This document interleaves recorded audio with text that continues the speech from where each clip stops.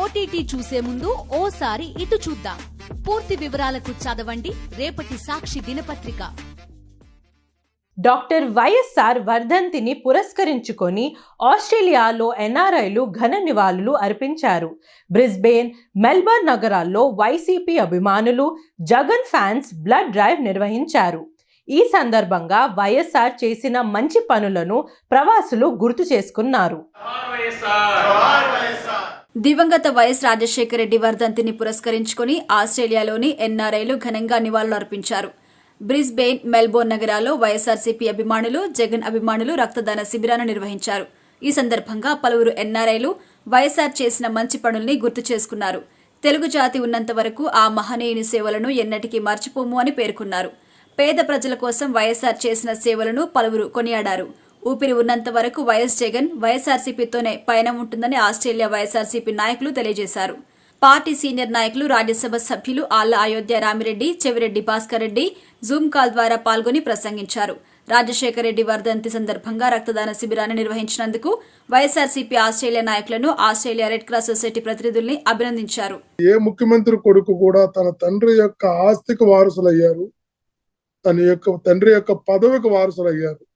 తండ్రి యొక్క ఆశయాలకు, ఆకాంక్షలకు తండ్రి వదిలి వెళ్ళినటువంటి ఆ యొక్క ఆశయాలు నెరవేర్చడానికో ఏ కొడుకు కూడా ప్రయత్నించలేదు. ఒకే ఒక కొడుకు భారతదేశ చరిత్రలో, ఆంధ్రప్రదేశ్ చరిత్రలో తండ్రి పేరు చిరస్థాయిగా, చిరస్మరణీయుడిగా ఎప్పటికీ ప్రజల్లో నిలిచేలా పనిచేసిన వ్యక్తి, కష్టపడ్డ వ్యక్తి, త్యాగం చేసిన వ్యక్తి, ఈ రోజుకు శ్రమిస్తున్న వ్యక్తి జగన్మోహన్ రెడ్డి గారే. అందుకే ఈ రాష్ట్రంలో అనుకుంటుంటారు, ప్రతి తల్లి ప్రతి తండ్రి అనుకుంటారు, కొడుకు అంటూ పుడితే జగన్మోహన్ రెడ్డి గారు కొడుకు ఒక్కడ పుట్టిన అలాంటి కొడుకే పుట్టాలి అని. తండ్రి పేరును చిరస్థాయిగా నిలిపేలాంటి కొడుకు ఒక్కడ పుట్టిన జగన్మోహన్ రెడ్డి లాంటి కొడుకే కావాలని ఈ రాష్ట్ర ప్రజలు అనుకునేలా రాష్ట్రాన్ని పరిపాలిస్తున్న వ్యక్తి పరిపాలించిన వ్యక్తి జగన్మోహన్ రెడ్డి గారు. ఈ రోజు చాలా కారణాలు ఉండొచ్చు మనం ఓడిపోవడానికి. సంథింగ్ బియాండ్ యుఎంఎల్లో ప్రభావం ఉందని ఈ రోజు కూడా నమ్ముతున్నాం. ఎందుకంటే చాలా నియోజకవర్గాలు ఓడే పరిస్థితి లేదు. ఒక మనిషిని ఎందుకు ఇష్టపడతాం? 15 ఏళ్ళు ఆయన మరణించిన తర్వాత కూడా మనం ఇంకా ఆ మనిషి యొక్క వ్యక్తిత్వాన్ని, ఔన్నత్యాన్ని గుర్తు చేసుకోవటానికి ఎందుకు ప్రయత్నిస్తాం అనేది చూస్తే ఆ మనిషిలో ఉన్నటువంటి గొప్పతనం.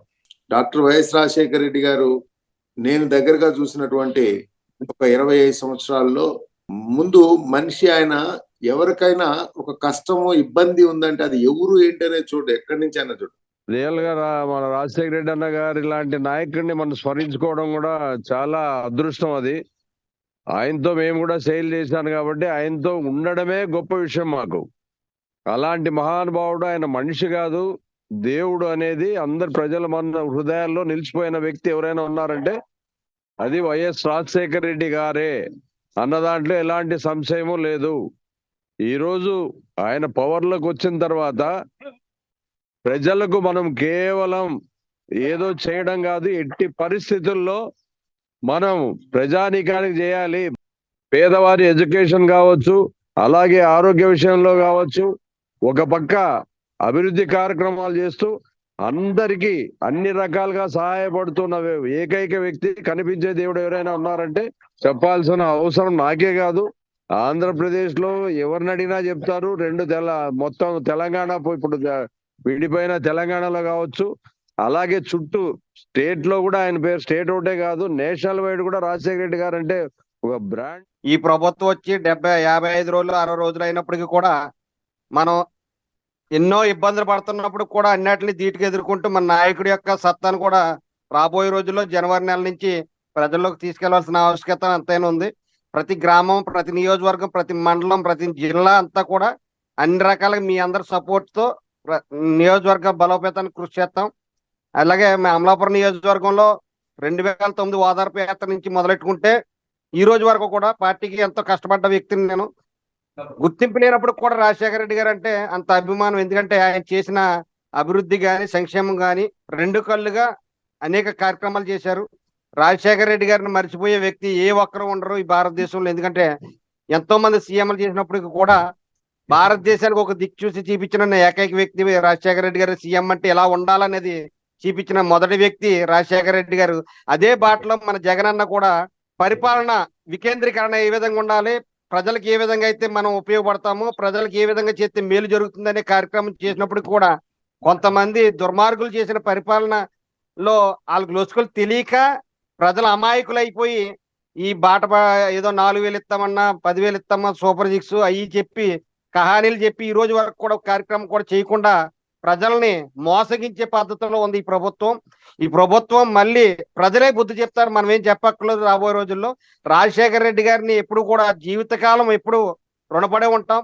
ఎందుకంటే రాజశేఖర రెడ్డి గారు చేసిన సంక్షేమాలంటేది, రాజశేఖర రెడ్డి గారి స్ఫూర్తిని, జగనన్న యొక్క సైన్యాన్ని మనంతా బలోపేతం చేసి మీరందరూ కూడా సహకారం చేస్తారని మనస్ఫూర్తిగా కోరుకుంటూ, రాబోయే రోజుల్లో జనవరి నుంచి మరి నియోజకవర్గాలు ఇన్ఛార్జీలు వేస్తున్నప్పుడు మాకు కూడా మీ సహకారం కావాలి. ఎందుకంటే అమలాపురం నియోజకవర్గం ఇప్పుడు నియోజకవర్గాలు పునర్విభజన జరుగుతున్నప్పుడు ఇంకొక 50 నియోజకవర్గాల వరకు మనకి స్ప్లిట్ అవుతున్నాయి. కాబట్టి రాబో రోజుల్లో మరి జగనన్నని మంచి మెజార్టీతో మళ్ళీ సీఎంని చేసుకుని మనందరం కూడా సుభిక్షమైన పాలన ప్రజలకు అందించేలాగా చేయాలని కోరుకుంటూ, రాజశేఖర రెడ్డి గారికి ఘన నివాళులు అర్పిస్తూ ఈ యొక్క మీ ఇచ్చిన అవకాశాన్ని మేము మనస్ఫూర్తిగా కోరుకుంటూ సెలవు తీసుకుంటున్నాం.